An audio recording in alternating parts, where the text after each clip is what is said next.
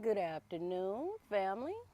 It's me again, Sunday 7, and got another quick video for you. What you are looking at is the side of my house facing the west. And what I'm getting ready to do is clip down these knockout roses that you see on the side here. They've kind of gotten out of control, so I'm going to get that cleaned up. And then also show you a sprout off of a Mount Morency cherry tree that I have over in this bed as well. Okay, so I thought y'all might be interested in coming along and checking that out. But yeah, so what you see here are the knockout roses that I'm going to clip down. I already started on one, got it cleaned up. And as we move around, I'm going to show you that Mount Morency cherry tree that I've been working on, trying to do an espalier style on that, trying to train it on this little trellis that has been built. I'm struggling a bit with it, but I'm going to keep working at it. This is like the, oh, jeez. This is like the second year I've had this cherry tree. So I'm working at it. This past season, it did produce some very beautiful cherries that unfortunately didn't last long because once they got ripe, the birds, squirrels, etc., were all over them. So this year, my plan is to get them off the tree as soon as they get a little bit of color on them and take them inside and let them finish ripening up, because I want to be able to enjoy those beautiful cherries that it produces. Down here is a climbing rose bush that I've already cut back, and it produces beautiful red roses that are really small in size, about the size of a diamond, or a dime. The size of a dime, and they just run all the way up this little guide here and all the way around and drape over my meter. They are so beautiful when in bloom. But I cut it back every year, just like I'm doing with the knockouts down there that I just showed you. And this is all in an effort to allow the plant to push out new stems, to create more buds, and be healthier.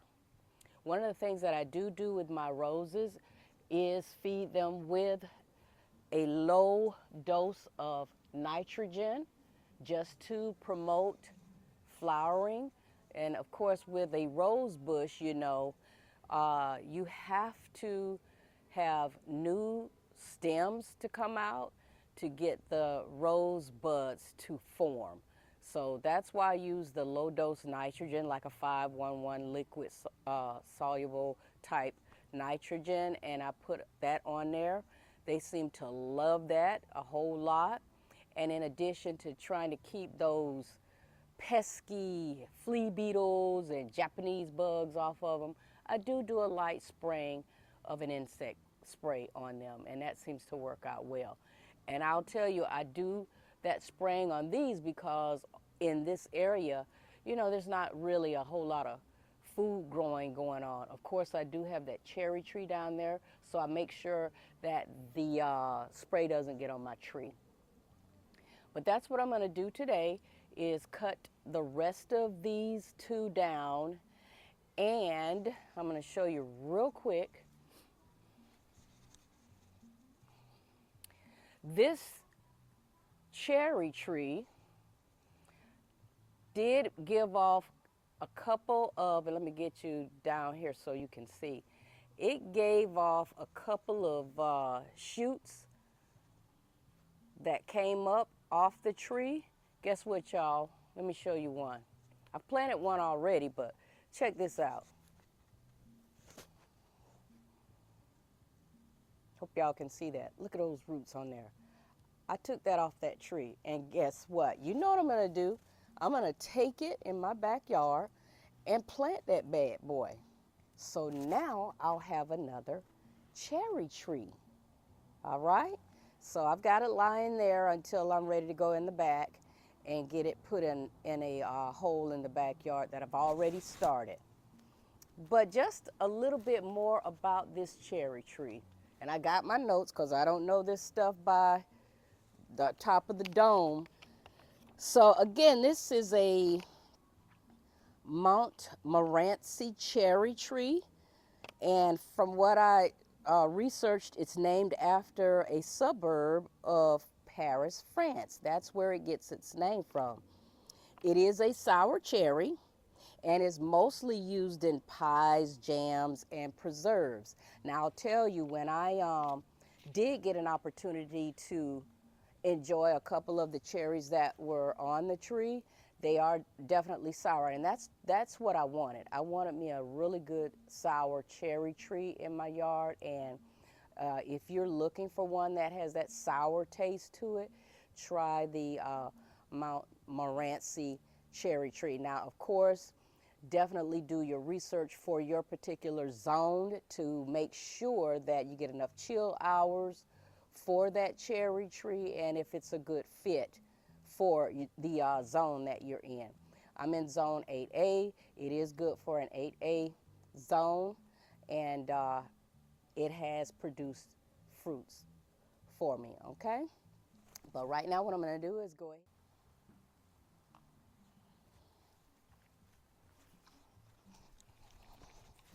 All right, this is the last one that I've got to finish up here, and I'm almost done.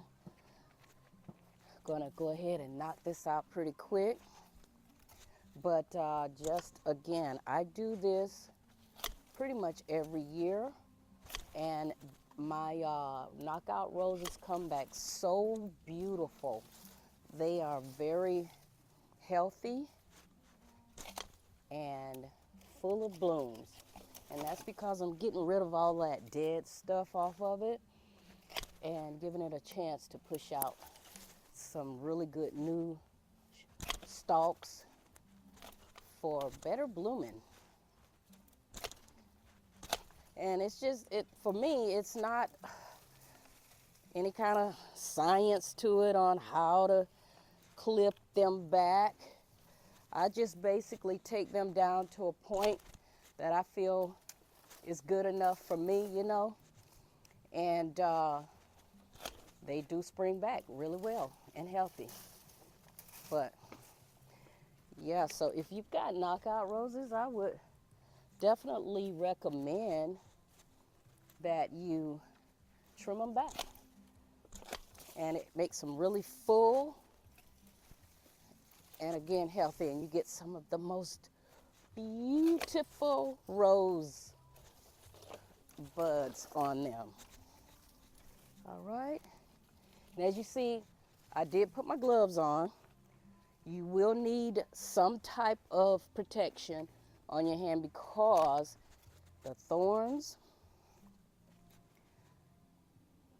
can be very painful if they stick in your hand. I've had that done to me before. All right, I'm pretty much done with this one. And the others are done.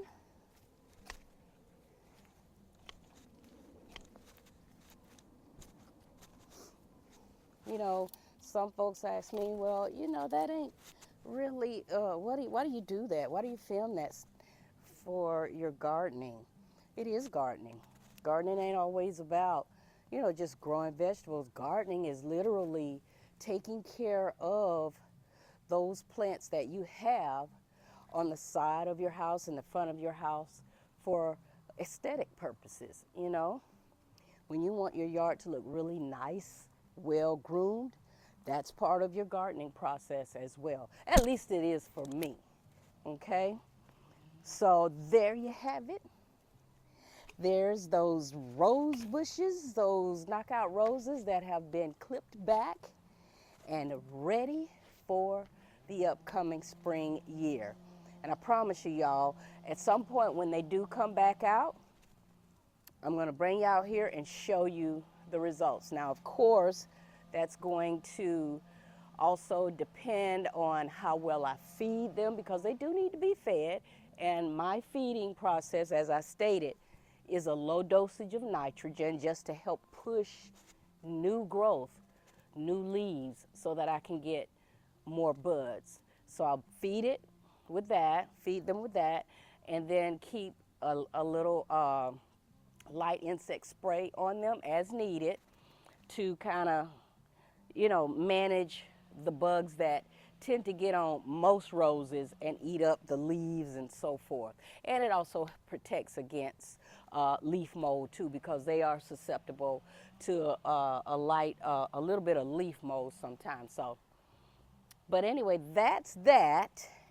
There's one other thing I want to show you before I go, and that is where I'm going to put that sprout that came off of this cherry tree. Let me show you that again. The sprout that came off this cherry tree, I'm going to show you where I intend to put that. I already planted one sprout that came off of it, and it is doing magnificent. And I know this one will as well. Hey, buddy. What's up, Hachi? Hey, Hachi. That's my big baby. That's my big baby, my husky and shepherd mix. That's my big baby. But yeah, it's going to go right here. There is an old hole there, y'all, I promise. It's just covered up with leaves and some grass, but I'm gonna dig it out again, make it deep enough, wide enough for the root system. I had an old golden apple tree there that didn't survive, and that's where I'm going to put this sprout for this Montmorency cherry tree. Now let me take you over here real quick. Bear with me as I try to maneuver this darn camera. It always gives me the blues. That's okay. We'll get by. Here's one that I planted, and this is a sprout that came off that same cherry tree, y'all. Look, there it is. It's doing fantastic. I planted this one about a month ago. Same thing. So I'll have this as a cherry tree, the one I just showed you that's going in, and then the main one that they both have come off of. So that will make 3 of those. So with that, I'll have enough to share with the animals. Okay? But that's gonna do it, guys. That's gonna do it. Thank you again for stopping by. As always, I appreciate love you very much. I have seen some growth in my channel from different ones subscribing, so love you, love you, love you. Thank you so much for that. And that's going to do it for the Chronicles today. This is Sandy 7 with AN-T-NEES, and these are the Honky Tonk Chronicles, y'all. Say so long, y'all. Tell them. Yeah.